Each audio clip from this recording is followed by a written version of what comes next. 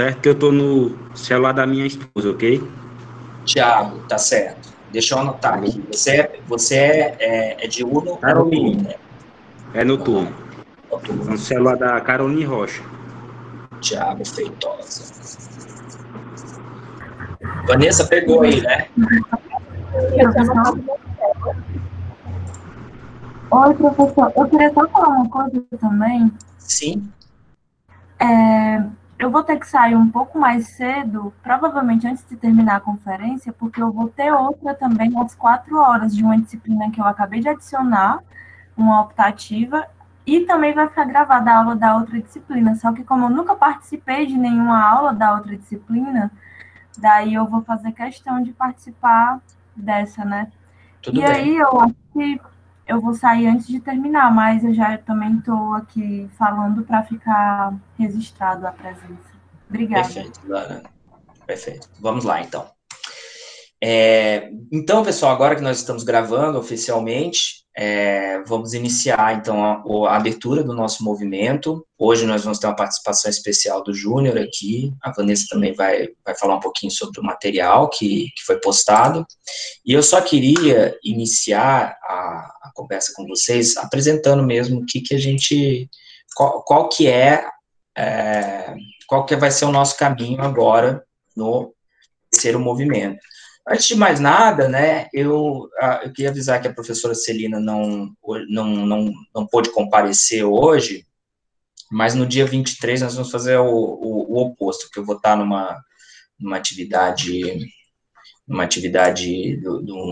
seminário, e aí ela vai ficar cobrindo. E o Caio está aqui para dar aquela assistência em nome da professora Celina. Ela me comunicou, Alexandre, também, Sim. e estou aqui à disposição para precisar tirar alguma dúvida na medida do possível. Eu queria também reforçar e perguntar, né, se vai ser 23 ou 25 mesmo, né? Porque a Celina tinha falado alguma coisa sobre isso. É verdade, tem a seleção, a fase final do Prof. Sócio, não é? Isso. Nessa época. Não, é verdade, a gente está manejando. Eu vou ter uma última conversa com ela sobre isso, mas me parece que é dia 25. E aí vamos estar os dois juntos. Então, podem até desconsiderar isso que eu falei, que realmente pode ser. Mas eu confirmo lá e em breve a gente já abre aqui a data para não ter esse risco. Valeu, Ale. Obrigado, Caio. Então, pessoal, o nosso terceiro movimento ele tem como tema os tipos de estabelecimentos escolares, as diferentes modalidades de estabelecimentos escolares, as diferentes modalidades de ensino e o ensino de sociologia. Então, agora nós estamos no momento de abertura, nós vamos ter essa webconferência especial com a participação, o Júnior e a Vanessa nos ajudaram demais a construir esse movimento, e a ideia dele é basicamente a gente avançando no tema central da disciplina, que é pensar a escola, mas agora é pensar a escola nas suas diferentes formas, nas suas diferentes... porque a ideia geral do estágio, né, a atividade central do estágio, a gente acaba fazendo o estágio e pensando as práticas docentes e a própria disciplina de sociologia, pensando muito voltado para o modo regular, para a escola regular. E aqui nós vamos abrir a oportunidade nesse movimento de vocês realizarem pesquisas e pensarem no ensino de sociologia em diferentes modalidades. Então, estamos deixando aqui para vocês 2 textos de referência para fazer essa discussão, textos, assim, referências bibliográficas para pensar de modo mais panorâmico. Um do Moacir Gadotti, sobre educação integral no Brasil. Eu estou deixando o livro inteiro para vocês, tem 60 páginas o livro, mas, por favor, não entendam que com isso eu estou dizendo que vocês precisam ler o livro para o movimento. Vocês vão ler do livro, eu sugiro que leiam o primeiro capítulo, que é uma discussão sobre educação integral e tempo integral. Então, é a discussão central sobre isso, né, o que é um ensino integral e o que é o tempo. Falar de educação integral fica de manhã e de tarde, né, mas como que isso deve ser pensado não só no eixo do currículo, da disciplina, isso tem que ser pensado como? Isso tem que ser pensado no tripé da escola, né, na ideia da comunidade escolar, na ideia da família e na própria escola, né? Então, se pensa em integral, a gente precisa pensar nesse sentido. O outro texto de referência Alexandre, é o texto... Pois não? Não, só para complementar, inclusive, isso que você falou sobre o livro todo e quais as partes principais, que algumas pessoas, inclusive eu também, né, temos levantado a questão de que, como a gente está usando o celular prioritariamente para poder fazer tudo, né, é importante que a gente saiba mais ou menos quais são especificamente aquelas páginas, né, e que o conteúdo de páginas não seja muito excessivo, ou seja, 60 é muito, por exemplo, Não, é né, absurdo. Não, 60 é dando só uma para ideia. vocês terem o livro aí, para acessarem quando for. Eu acho que a gente podia criar, inclusive, alguma forma de, sei lá, de já direcionar o número das páginas exato de cada conteúdo, porque tem muito conteúdo e é necessário que o conteúdo fique lá na íntegra, né? Porque vai ficar na nuvem e todos e todas vão Sim. ter acesso futuro quando tiverem um momento disponível para ler a obra na Isso. íntegra. Isso. Mas agora, talvez a gente pensar aí quais são aquelas páginas prioritárias, fundamentais, que para o movimento, aí a gente distribuía para a galera essa informação para reduzir um pouco essa sensação de que está deixando para trás no movimento algum conteúdo, o que não é verdade, né? Não é verdade. Porque não é verdade, porque pedagogicamente foi pensado só trechos para ser utilizado naquele movimento e o conteúdo ficar arquivado para um futuro momento onde a gente tem a possibilidade de ler com mais tranquilidade. Perfeito, Caio. Bem colocado. É isso mesmo. A ideia, assim, e toda vez que eu faço essa sugestão de referências bibliográficas e deixo lá disponível para vocês o texto na íntegra, não é porque vocês devam ler o texto inteiro no tempo do movimento, mas é porque eu acho o livro tão bom que eu acho que deve fazer parte aí do acervo de vocês. Mas já com essa consideração bem colocada do Caio, eu já coloquei aqui, ó, pessoal, são as páginas da 14 a 25 no PDF, que eu estou fazendo a sugestão da leitura, tá? Que é o que representa lá o primeiro capítulo. Então, são essas 11 páginas, não o livro inteiro, né? O outro texto é o verbete do dicionário, da professora Rogéria. Então, os verbetes vocês já estão se familiarizando com eles, né? São curtinhos, dão uma ideia panorâmica, né? Da discussão. A Rogéria é uma professora lá da Universidade Federal do Juiz de Fora, que veio se especializando muito em modalidades, realmente, modalidades alternativas de ensino de sociologia. Ela fez um estudo, ela trabalhou por um tempo e ela promove lá na licenciatura na Federal do Juiz de Fora ações com seus estudantes da licenciatura nas ciências sociais, em trabalhos com regime socioeducativo, em trabalhos de estágio com escolas que realizam o ensino através do Libras, e entre outras coisas, assim, ela tem feito ela faz até a discussão sobre o ensino itinerante, de pessoas que não têm residência fixa, enfim, ela abre essa discussão, assim, é muito interessante. E a Rogéria também é uma eu estou deixando disponível aqui para vocês nos vídeos também, uma fala dela no Café com Sociologia, que está super legal sobre o assunto, assim, casa perfeito com o nosso tema. A outra referência aqui nos vídeos é esse vídeo aqui, Janelas de Inovação, que foi uma recomendação do professor Kleber Saraiva, que é nosso colega aqui da UFC, especializado em educação indígena, né? E ele coordena a licenciatura indígena, então ele fez essa recomendação, também é muito interessante. Depois vocês...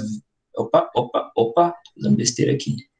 Depois vocês assistam o vídeo quando puderem, né? Janelas de Inovação, uma escola indígena, a Escola Indígena Manuel Francisco, de Aratuba, também daqui. E o restante do conteúdo que vai ficar disponível aqui no B1 para vocês, do movimento, é um conteúdo que a Vanessa fez o levantamento, depois ela vai falar um pouquinho para vocês, é o conteúdo que vocês deverão utilizar como referência para a construção do portfólio. no movimento. Vai ser um portfólio que vocês vão precisar utilizar esse referencial de documentação, os textos de referência, e se nós conseguirmos organizar a tempo, nós também vamos colocar vocês em contato com professores de diferentes modalidades de ensino.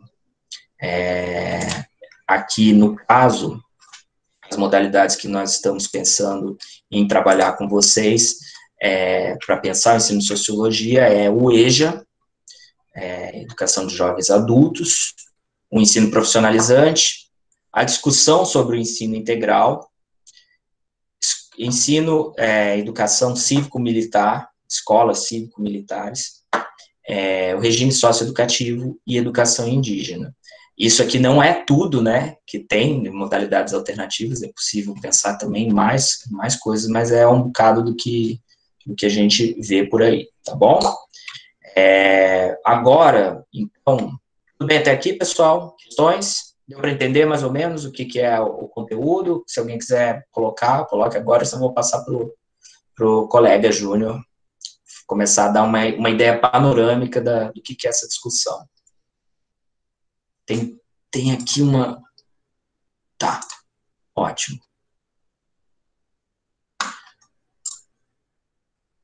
Então, pessoal, vou encaminhar agora, vou passar aqui para o Júnior, que o Júnior vai nos dar vai fazer uma fala aqui mais geral, né, Júnior, sobre o que são essas modalidades diferenciadas, qual que é a diferença entre elas no âmbito federal e no âmbito estadual, como era e o contemporâneo, né?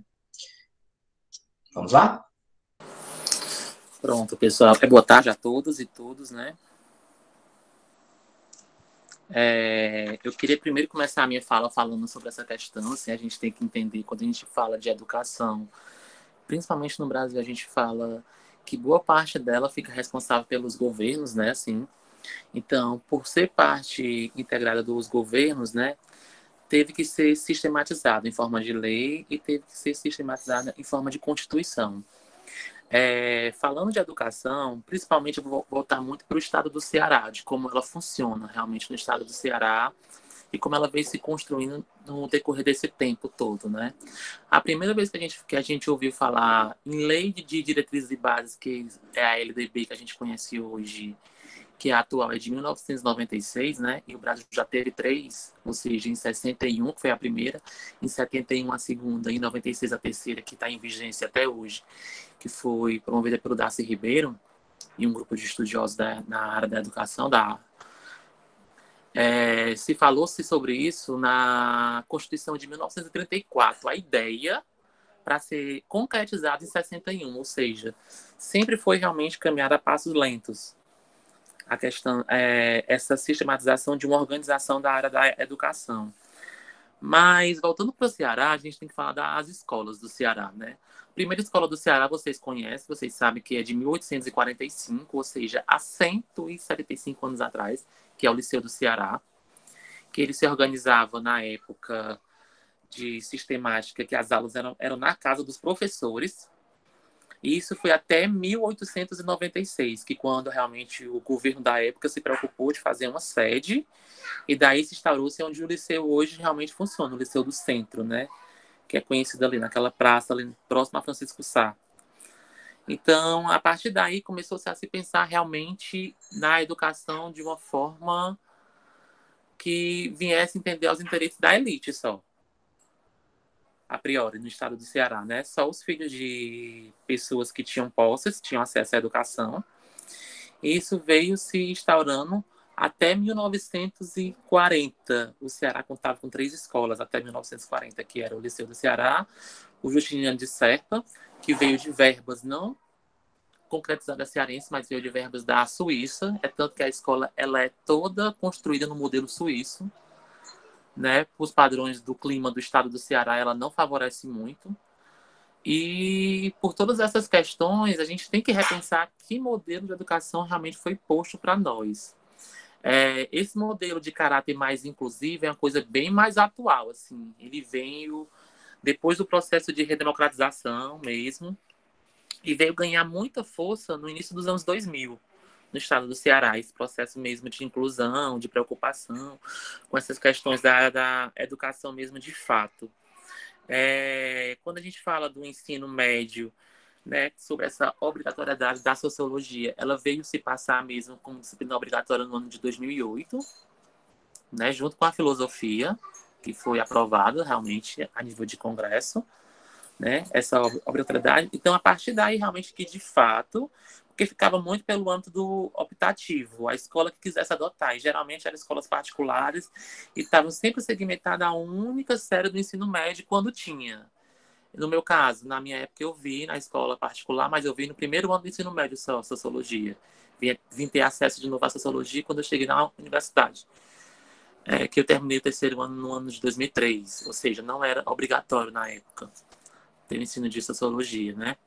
Mas nesse processo, realmente, a gente tem que entender que antigamente esse tão famoso ensino médio que a gente reconhece ele hoje, ele era tido como segundo grau, né? Esse segundo grau, que ele tinha um outro caráter, que ele era um caráter justamente que no primeiro ano do ensino médio, hoje, que a gente reconhece, era um ano básico, que o aluno ele tinha ciência de todas as disciplinas, química, física, biologia, matemática, como a gente conhece essa estrutura educacional hoje, e no segundo ano ele fazia uma opção para um ensino semi-profissional, a gente pode falar dessa forma, que era o administrativo, o pedagógico e o contábil aqui, a nível de Ceará. Existiam esses 3 segmentos. Mas eu lembro que no ano de 1997 houve uma ruptura no governo Lúcio Alcântara, aqui no estado do Ceará, que ele fez um concurso, que foi o maior concurso do governo do estado do Ceará para professores, né? Que até então, professores eram usados como muito moeda de troca, como cargo político, tanto de deputados como de vereadores. Eram meio que contratos, assim, meio que eles eram incorporados ao governo do estado. Não existia essa sistemática de concursos realmente para estar fazendo. Então, nessa época, e tinha pessoas que tinham ensino médio dando aula para pessoas que estavam no ensino médio. Então, assim, realmente não tinha esse padrão de se preocupar com a docência, com a licenciatura, realmente, de fato. Então, nesse concurso de 1997, do governo do estado, se abriu vagas, né, para todas as áreas, para manter essa carência que sempre foi grande na área da educação, principalmente aqui no estado do Ceará. E ele abriu com caráter realmente que qualquer pessoa que tivesse um ensino superior, que fosse áreas afins das disciplinas, pudessem cursar, mas teriam que assumir um compromisso que nos próximos 3 anos, caso fosse aprovado, você tinha que fazer uma licenciatura. Então, realmente, teve muito agrônomo que entrou, teve muito engenheiro que entrou nesse processo para estar assumindo essas vagas, né? Assim, porque realmente não existia profissionais no mercado realmente que pudesse suprir essa carência que existia no governo do estado. Então, a partir daí começou esse processo. Quando a gente fala do caráter também desse semi-profissional, a gente tinha como referência muito grande aqui no governo no estado do Ceará e a nível de Brasil, os institutos federais, né, que eram as escolas técnicas federais na época, os ETECs, que depois passou a ser centros federais, que eram os CEFETs, que hoje a gente conhece como instituto, que é o IFCE, no caso aqui da gente do Ceará, né? Realmente essa questão. Que também tinha esse caráter profissional, mas até então a gente conhecia muito a escola de tempo regular do governo do estado, que é essa regular que ela tem nesse mesmo molde de hoje, que passou por transformações também, mas nos anos 2000 assumiu o caráter mesmo de trabalhar. E quando eu falo sobre assumir esse caráter, também foi redefinido o papel que cabia a cada governo. No governo federal ficaria o ensino superior como prioridade, do governo estadual ficaria a questão do ensino médio, e do governo municipal ficaria a questão do ensino fundamental e o ensino infantil.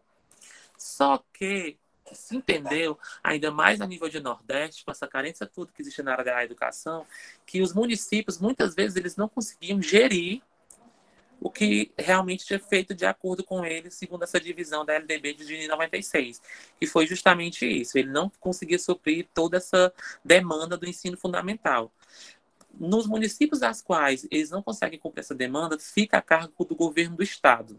O governo do estado ele fica para suprir essa carência. Inclusive, na cidade de Fortaleza, a gente tem escolas de do governo do estado que supra essa questão do ensino fundamental 2. Acredito que hoje mais não tem ensino fundamental 1 a nível de Fortaleza. Deva ter em algum município do estado. Mas a nível de Fortaleza, eu acho que o estado chega junto com a prefeitura de Fortaleza no Fundamental 2. Eu conheço várias escolas que ainda têm o Fundamental 2, que é regido pelo governo do estado, por essa parceria, né? Só que dentro dessa questão dessa construção, existiam as escolas modelos chamada, né?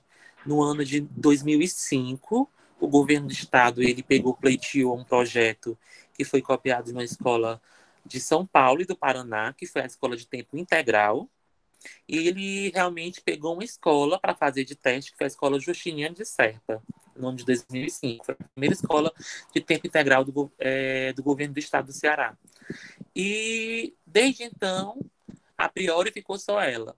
2 anos depois, com a questão dessa popularização e essa preocupação do governo federal na figura da época do ministro da Educação, o Haddad, que foi até candidato à presidência no último pleito, o Haddad fez essa expansão das universidades e fez a expansão dos institutos.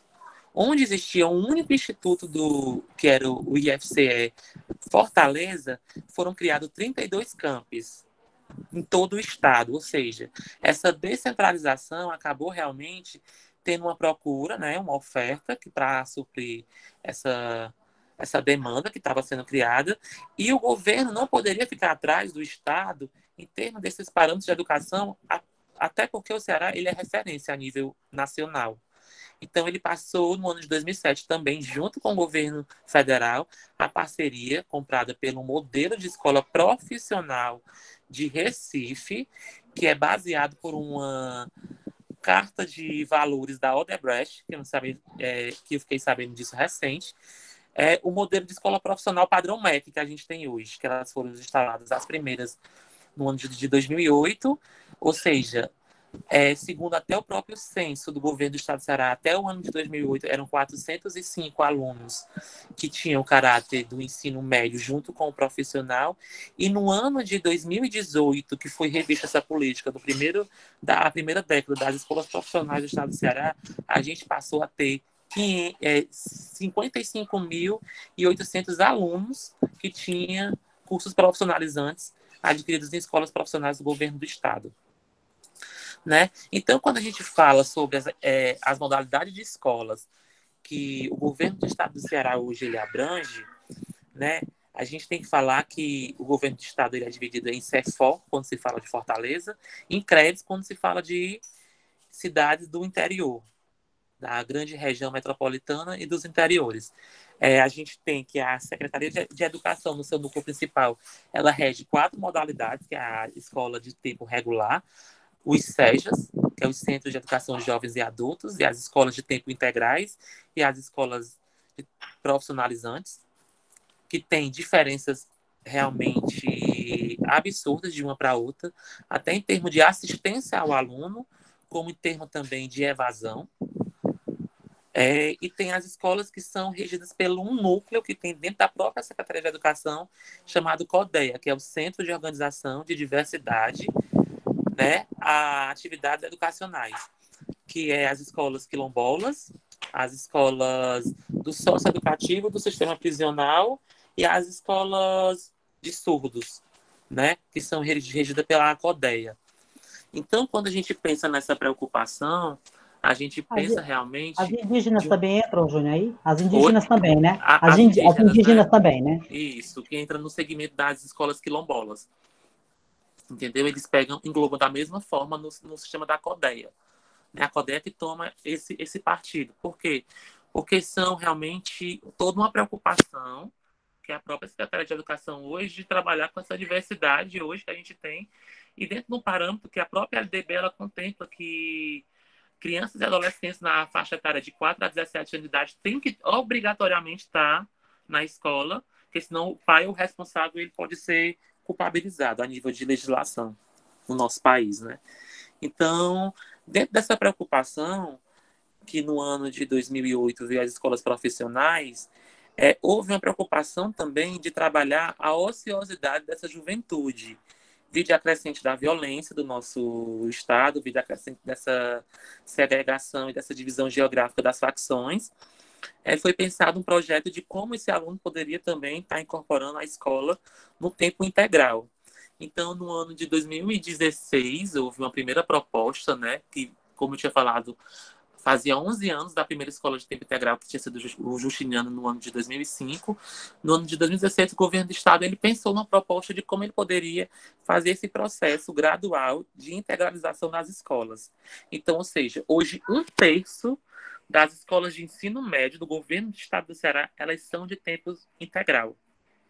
Né? Foi um processo gradativo que se iniciou-se no ano de 2017, passou-se pelo ano de 2018 e 2019, ou seja, no ano de 2017 ficou uma confusão porque funcionava 2 escolas dentro de uma só, que era o primeiro ano do ensino médio era de tempo integral, o segundo e o terceiro regular. 2018, o primeiro e o segundo de tempo integral e o terceiro ano regular. E 2019 ficava todo de tempo integral. Então, assim, desde o ano passado, todas as escolas de tempo integral, hoje elas são 100% integrais, né? Exceto outras que começaram no ano de 2018 e assim subsequente e vão fechando até completar o ciclo, né? Então, há hoje uma preocupação forte dessas escolas. Ela não segue o padrão modelo do Justiniano de Serpa. Ela segue com outro padrão hoje, as escolas de tempo integral. Ela tem a questão das eletivas, né, que são disciplinas de reforço, de habilidade dos alunos. Dentro dessas oficinas, dentro dessas eletivas, tem também os clubes que os alunos mesmo propõem uma ementa para a coordenação, e assim sendo aprovado pelo corpo docente da escola, aquele clube ele passa a funcionar, e tem clube de K-pop, tem clube de mangá, tem clube de HQ também, assim, que justamente para trabalhar essa ociosidade, mas ao mesmo tempo também não descaracteriza um pouco e desprivilegia, porque quando você está na escola de tempo integral, que até que a Cecília é coordenadora de uma escola de tempo integral e ela sabe disso, existe todo um caráter mais profissionalizante da escola profissional, no sentido de que ele, aluno, ele é direcionado para o mercado de trabalho, até no quesito de estágio. E na escola de tempo integral isso não acontece. Isso acaba ocorrendo uma grande evasão e uma grande migração inversa. Eles saem da escola de tempo integral para ir para a escola de tempo regular. Porque geralmente não tem um processo seletivo prévio que as escolas de tempo integral têm. Que tem a questão do boletim, da seleção, por ter vagas reduzidas e a procura ser grande. Aí eu deixo agora aberto um pouco para a Cecília estar falando sobre isso, a Cecília tem um pouco de propriedade. E eu gostaria de pedir a tua contribuição, Cecília, para falar um pouco da realidade da escola profissionalizante. Eu não preparei. Assim, eu não fui pego de surpresa, né? Mas eu posso dar minha contribuição. Mas é a sua vivência que é mais importante. Eu acho não, que com certeza. Mais eu falo. Com certeza. E aí eu queria lhe dizer o seguinte, né? Você falou aí, voltar um pouquinho na sua fala, porque tudo que você falou aí eu vivi. Desde a escola dentro da minha casa, que a minha mãe era professorinha, a escola de ensino médio que você citou, que tinha o básico, e depois você escolhia um curso. E aí eu quero te dizer que não era bem assim. A escola profissional, por exemplo, que funcionou dos anos 80, mais ou menos, até... A que eu experimentei foi mais ou menos de 80... Eu sou velha não, muito velha não, viu?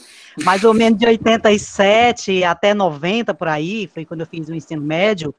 Eu fiz o pedagógico. Quando você entrava, pelo menos na escola que eu estudei, você já era direcionado já para o curso certo. Você começava o pedagógico como professor que ia ser do pedagógico. Você já começava sabendo que a matemática que você ia aprender, a área das ciências que você ia aprender, era nível lá embaixo. Você não fazia o mesmo, você não tinha o mesmo currículo que o científico. Que o científico, então, assim, justamente. A gente já era tratado de uma forma diferente. Já era um currículo totalmente voltado para o magistério.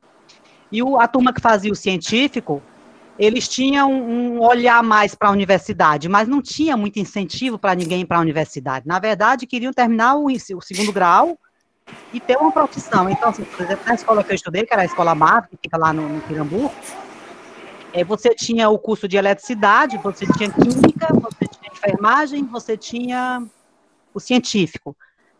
Deixa me ver. Você tinha contabilidade, você tinha Administrativo, né? enfermagem. Lá você tinha contabilidade, a enfermagem, você tinha química e tinha o científico e o pedagógico, que era uma escola imensa, né? Você tinha mais de 30 salas de aula.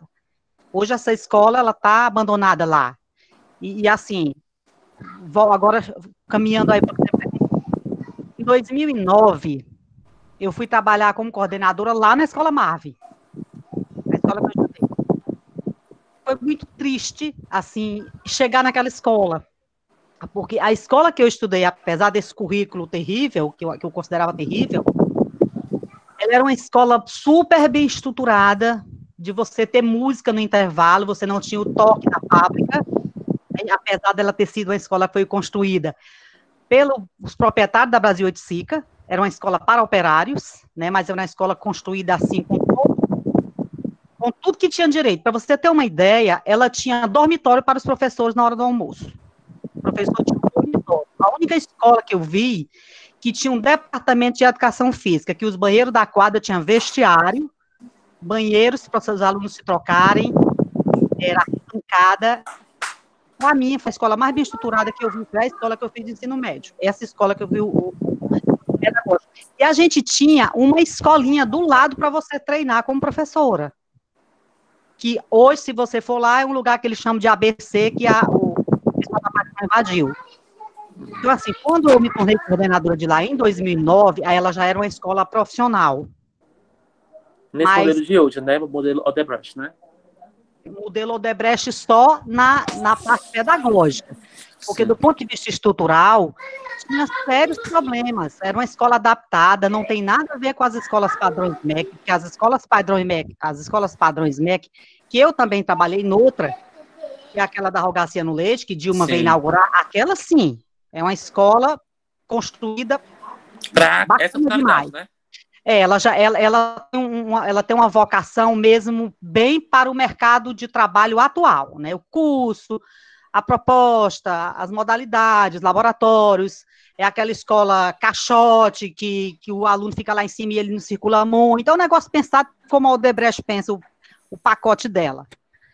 Mas lá na Escola Marve, que era lá no miolo lá da favela, eu considero assim, que das escolas profissionais que eu trabalhei, apesar de ter sido na favela, apesar da adaptação ser muito ruim, das condições materiais eram difíceis, comunidade muito difícil, mas para mim foi a escola onde a gente fazia o melhor trabalho.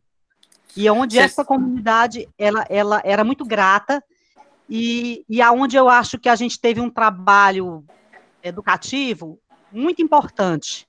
Que juntou esse tripé, né? De educação, comunidade, sim, e paz, né?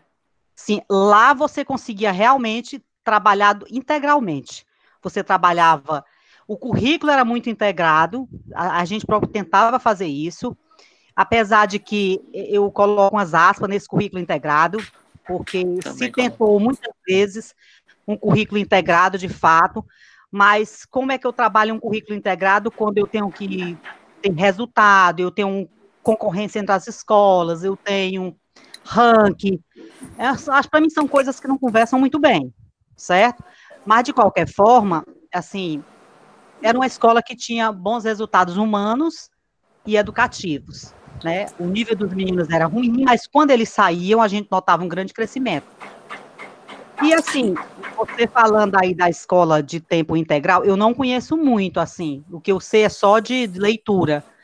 Mas o que você fala aí, a gente sempre escuta como uma constatação, né, de que os jovens não querem permanecer nela, diferentemente da escola profissional. A escola profissional, o nível de evasão é muito pequeno. Muito pequeno.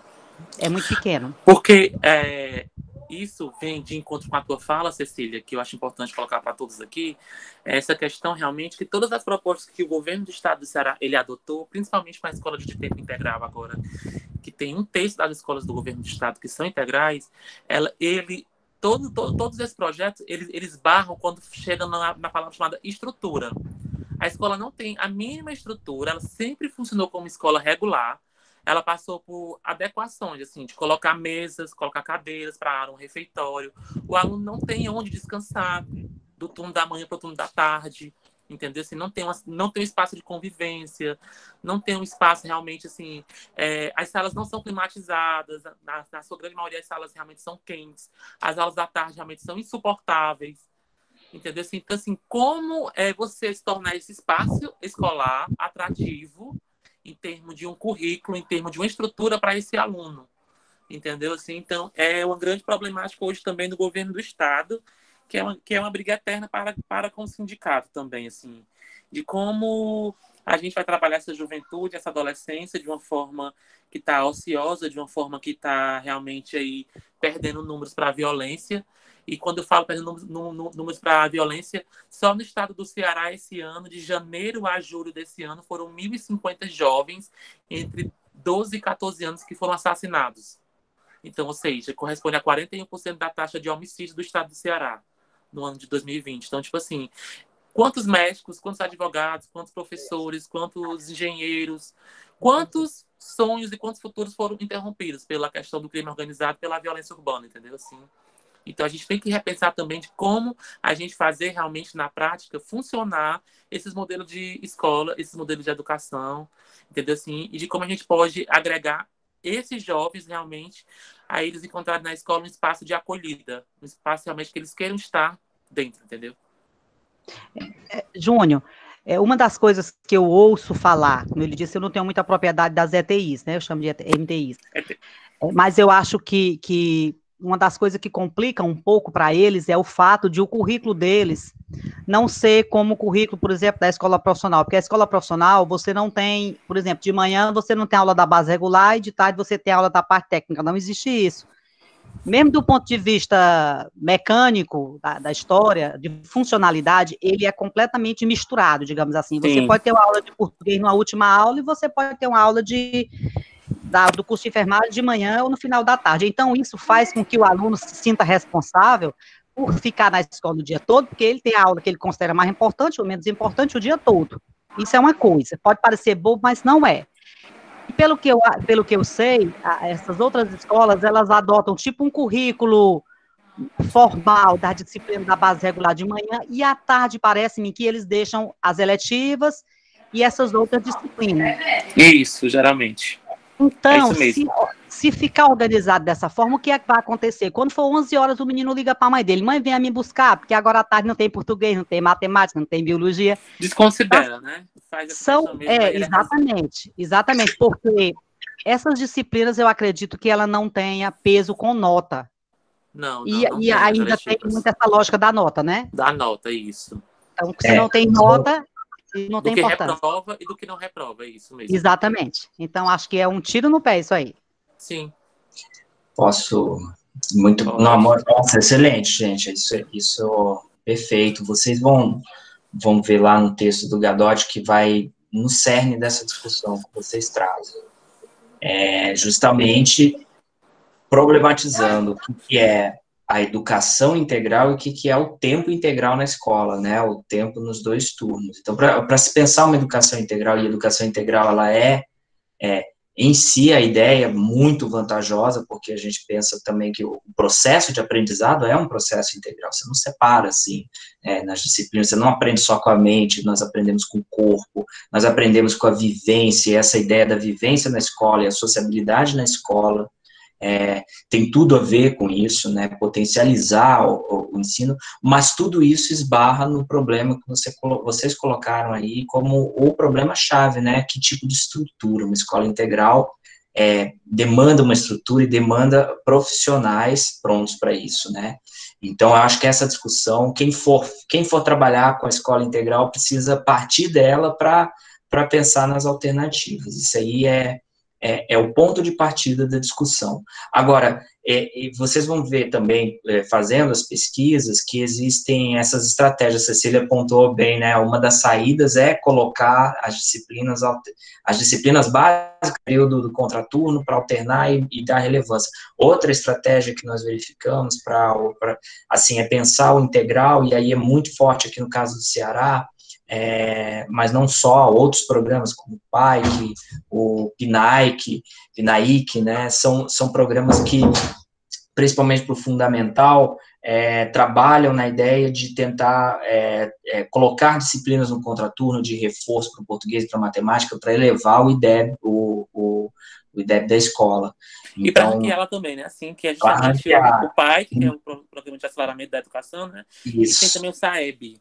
Isso. Numa lógica assim, que a gente considera, né, mas numa lógica de competição entre as escolas, né, numa lógica que atende a uma estrutura de avaliação ranqueada internacionalmente, com PISA, né, então tudo isso a gente precisa pontuar. E uma outra discussão central, só estou sumarizando aqui o que vocês já trouxeram, né, uma outra discussão central que vocês trouxeram é que, e aí as outras modalidades também, é preciso pontuar esse tipo de discussão, qual que é o papel da escola em termos de instituição para resolver outros problemas da dimensão social, como o problema da violência urbana, ou do abandono familiar, ou do problema da nutrição. Bem, vocês assim, colocam um ponto central, como ter uma escola de tempo integral, que não tem um espaço, que não tem uma refeição, não tem um almoço lá pronto, não tem um espaço para os alunos descansarem,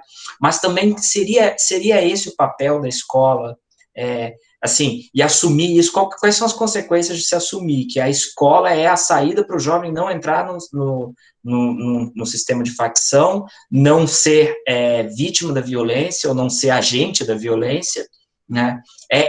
Será que assim, isso é uma discussão para se colocar, porque, assim, parece que sobrepõe, já os alunos estão na escola, estão pelo menos protegidos. Isso talvez seja diminuir, a gente pensando assim, não que isso não seja fundamental, isso é muito importante, mas talvez a escola pudesse se assumir como uma instituição para além disso, e esse problema da vulnerabilidade, a rua poderia também ser um lugar que não é o lugar disso, né? Então a gente tem que pensar assim, quais são as dimensões que avançam dentro da instituição escolar. Essa é uma discussão muito rica para ser feita, e o que eu queria problematizar para vocês, eu gostaria de ver no desenvolvimento dos textos de vocês, eu e Celina,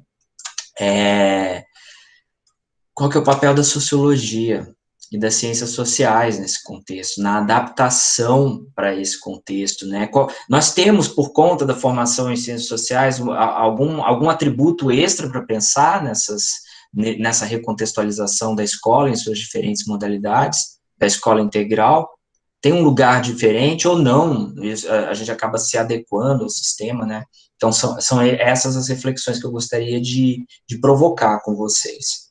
Mas, Júnior, brilhante a tua exposição. Você tem mais algum elemento para colocar antes da gente passar para o momento final? Não, assim, eu deixo assim a minha fala. Qualquer dúvida, podem perguntar à vontade, assim, sobre essa questão de como as coisas estão funcionando hoje. De onde conseguir, eu acho que a Vanessa vai entrar agora com uma parte super importante, né, dos textos, eu acho. Sim. Que referenda toda essa nossa fala. Exatamente. E, pessoal, questões para Júnior, sobre o tema, comentários também?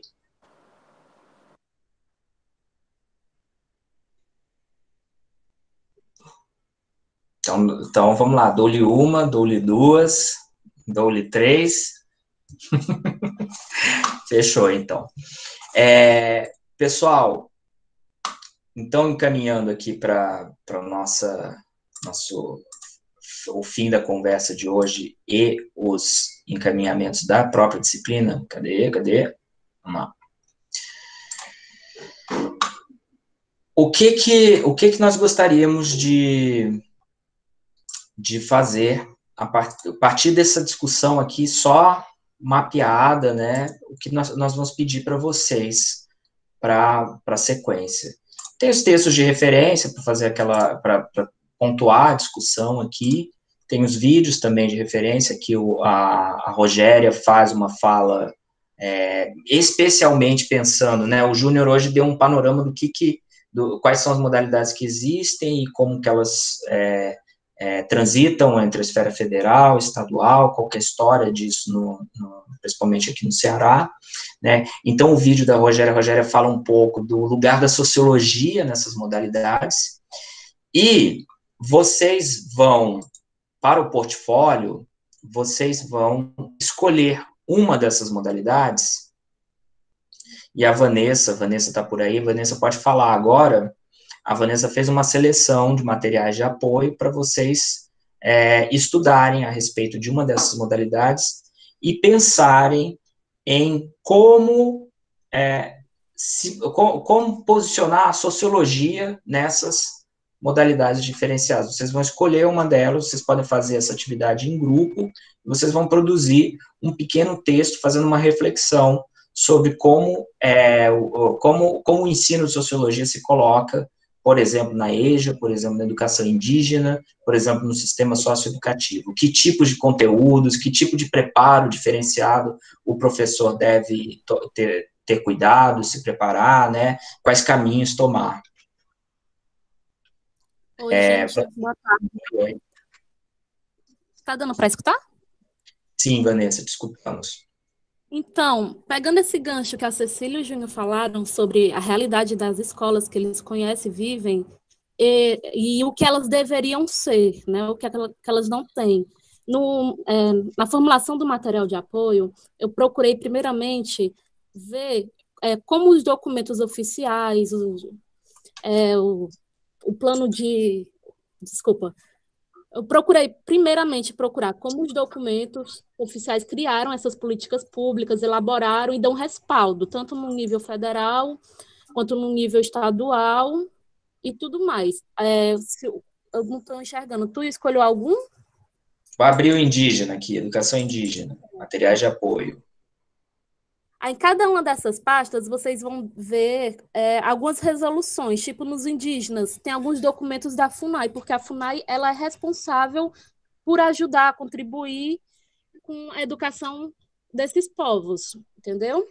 Só que alguns materiais, eles têm alguns artigos científicos, e outros não vão ter, que já o professor vai mostrar. Mas em todos vai ter legislações, tudo sobre isso. Aí vocês vão perceber primeiro como é que deveriam ser, como é que o governo pensou que seria o ideal para isso.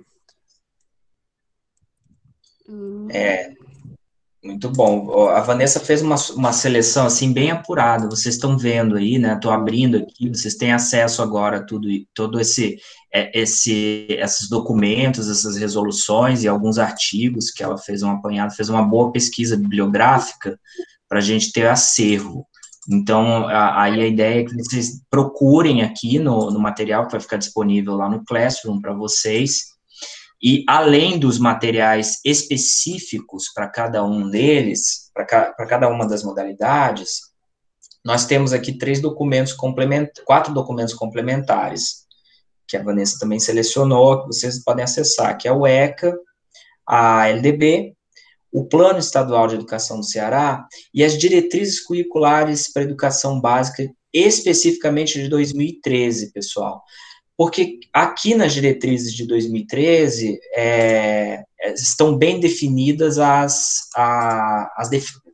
bem colocadas as definições das modalidades diferenciadas de educação. Eu não sei se vocês, em outras disciplinas, já acessaram, né, essas diretrizes, mas aqui, esse documento é o documento que dá o norte, né, dá a referência com maior cuidado. Vocês podem estar pensando, né, bem, por que as diretrizes de 2013 não a BNCC? A BNCC, ela até tem referências a esse conteúdo, mas não com a especificidade, com a profundidade que aparecem aqui. Aqui a gente tem, por exemplo, as diretrizes nacionais para a educação escolar indígena, as diretrizes para o atendimento à educação escolar de crianças e adolescentes e jovens, né, a quilombola, étnico-racial. Então, esse é um documento muito, muito poderoso nesse sentido. Sim, e em algumas pastas existem produções científicas. Nem sempre essas produções científicas foram feitas por cientistas sociais. Eu acho que isso é uma pouca deficiência nossa de não pensar em cada uma dessas modalidades. A gente tem muita contribuição da pedagogia. Por exemplo, nos indígenas e nas escolas profissionalizantes, que foi um marco muito grande na educação do Ceará, a gente vai encontrar muito material sobre isso. Mas outras modalidades, como a cívico-militar, que é uma coisa nova ainda, em certo ponto, a gente não tem nada. O que a gente tem são as informações oficiais que os próprios militares fornecem. E um dos materiais que eu deixei lá na pasta, tem uma pasta chamada Notícias e Sites. Existe o site do Colégio Militar de Fortaleza, que é uma instituição que ela é governada, mantida pelas Forças Armadas, pelos militares, que eu acho que o site caiu, que eu estava tentando entrar. Mas só que, por mais que lá tenha só aquilo que eles querem dizer, já diz muita coisa. Olhando, tipo, olhei e falei ontem com a Alexandre sobre a relação de livros da escola, que eles utilizam em todos os anos. Quando você chega lá em sociologia, não existe livro para sociologia nesse material. Eles não quiseram, abriram mão desse livro. E quando chega no terceiro ano do ensino médio, a história também não tem livro. Aí já é alguma coisa para pensar sobre tudo isso. Eu acho que é uma boa sacada, Vanessa, dessa tua experiência de fazer a pesquisa. Isso pode ser um bom tema de trabalho, um bom tema de TCC para alguém que se aventure nessa área para o futuro. Existem duas modalidades, no caso, que são as escolas cívico-militares, que foi uma loucura pensada pelo governo atual, que ainda está em projeto, né? Só que alguns estados, eles escolheram participar. O Ceará foi o único estado do Nordeste que entrou. Nós temos duas escolas no momento, que é uma em Maracanaú e outra em Sobral, que estão nesse meio. São escolas que a SEDUC gerencia, mas só que existe o apoio de militares. E existem as escolas propriamente militares, que é o Colégio do Corpo de Bombeiros e a Escola Militar de Fortaleza, que isso é o próprio Exército e o Corpo de Bombeiros que gerenciam, escolhem tudo. Do mais básico da escola, vai ser esses próprios militares que escolhem. Mas a outra coisa, a cívico-militar, é uma parceria entre a SEDUC, o corpo gestor, os professores, a comunidade e militares. Aí tem um site do governo federal que ele tenta vender, ele explica exatamente como é isso. Que aí, quem quiser, eu acho que seria uma boa fazer uma comparação entre essas duas modalidades. Vanessa, eu posso dar só uma informação? Por favor. Essa escola do colégio militar que fica aqui do estado do Ceará, que fica na Santos Dumont, na Avenida Santos Dumont, e a outra que fica no Jacarecanga, que é o Corpo de Bombeiros, né? Que é do Corpo dos Bombeiros, e tem também a do Colégio da Polícia Militar também, né? O outro. Isso. Que fica no Antônio Bezerra ali, né? Isso?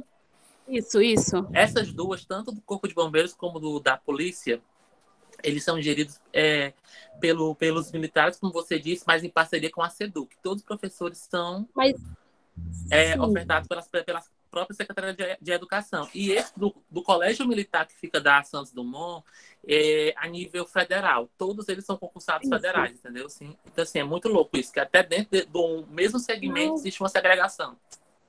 Sim, tu vai olhar o regimento, tudo deles, é muito louco. Eu coloquei o regimento na pasta, as pessoas podem depois olhar. É totalmente diferente de quem nunca estudou ou que imagine. É para além disso. E tem esse novo modelo, né? Que 56 municípios do Ceará, eles pediram para participar depois que começou a ser realizado. Aí, então, para nós que tínhamos 3 escolas militares, um pouco... Vanessa, quantos municípios? Desculpe. 56 pediram, depois dos 2 que existem. Primeiro foi Maracanaú e Sobral, que entraram nessa sem saber como ia ser. E depois que eles começaram, porque essas escolas já começou esse ano, 56 novos municípios pediram para aderir ao plano. Então, de 6 escolas militares, agora a gente vai ter mais 58 cívico-militares. Em tal hora, qualquer um nos estados dentro dessas escolas. Mas basta pedir para participar? Não tem algum critério, alguma concorrência? Tem um site aqui, deixa eu colocar. Fiquei curiosa agora. O Alexandre, ele pode abrir o site do governo federal, tá? Depois eu vou olhar, só fiquei curiosa aqui com a história. Vocês explorem esse material muito rico que a Vanessa acessou e disponibilizou, e podem escolher, além dessas que a Vanessa colocou aqui, qualquer outra modalidade que vocês... Qual que é, Vanessa, aqui no é o primeiro, eu acho. Governo aqui? federal. Eu acho que você vai entrar em contato com professores, né, para ver se nós conseguimos para os estudantes conhecer esses professores, que acho que a partir dessas leituras desses sites, documentos, a gente pode imaginar, ver como é que a política pública foi pensada.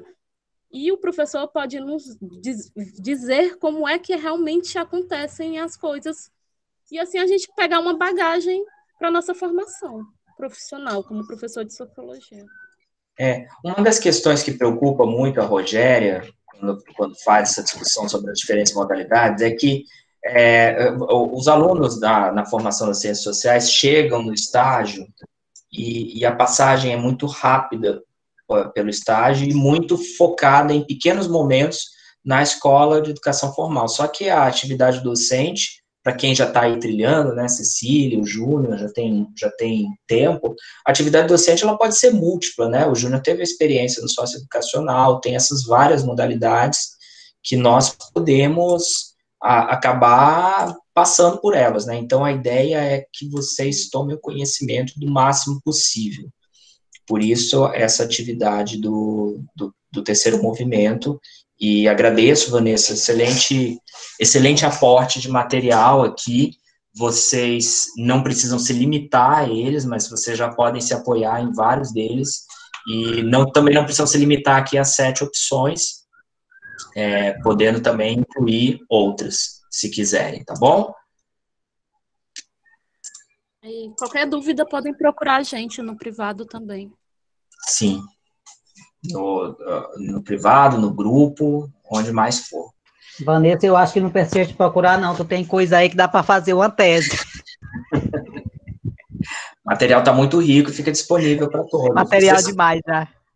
Vocês escolham trabalhar com uma coisinha ou outra, mas guardem no acervo de vocês para futuros usos, né? Isso eu acho que é válido, a disciplina também serve para isso.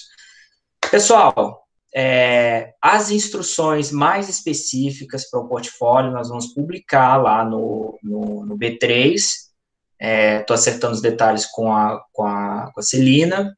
Nós estamos, de fato, procurando contato com alguns professores que trabalham nas modalidades diferenciadas, que vão se disponibilizar a falar com vocês, então nós vamos passar o contato para vocês. Vocês podem já pensando em se organizar em pequenos grupos, 3, 4 pessoas no máximo, não façam grupos muito extensos, porque senão fica complicado de desenvolver o trabalho. Podem fazer individual também, não vamos restringir. E vamos preparar essa reflexão. No fórum, que a gente continuar essa discussão aqui, puxada pela disciplina, no fórum a questão é muito simples. A formação nas ciências sociais contribui para se pensar o trabalho e ensino de sociologia nas modalidades diferenciadas de educação escolar? Comente abertamente sobre esse tema. O que nos traz, assim, qual que é a particularidade das ciências sociais para pensar nessas outras modalidades? Pensem, assim, na educação quilombola, na educação indígena, o que a gente faz de diferente, ou não, né? O que tem aí? Vamos puxar essa discussão. Bem, há alguma questão? Vamos fechar aqui. Tudo entendido? Eu dou aquele tempo um pouquinho maior, porque já sabemos como é que funciona. Meu povo responde pelo menos no site, sim, não, alguma coisa, pelo amor de Deus. Tranquilo. Ok. Gente, a gente precisa, como diz a Celina, né? A gente já não vê vocês, aí a gente olha para a tela aqui, fica aquele silêncio, né? Isso dá uma aflição. Pelo menos responder no chat, sim, não, ok. Pelo menos o chat funciona, entendeu? Assim, eu não vejo ninguém, mas no chat tá tudo lá. Pois é, pessoal, é isso aí. Queria dar um último recado antes da gente fechar, vou encerrando a gravação aqui, me despedindo de vocês, mas queria dar um último recado bem importante, que é o seguinte,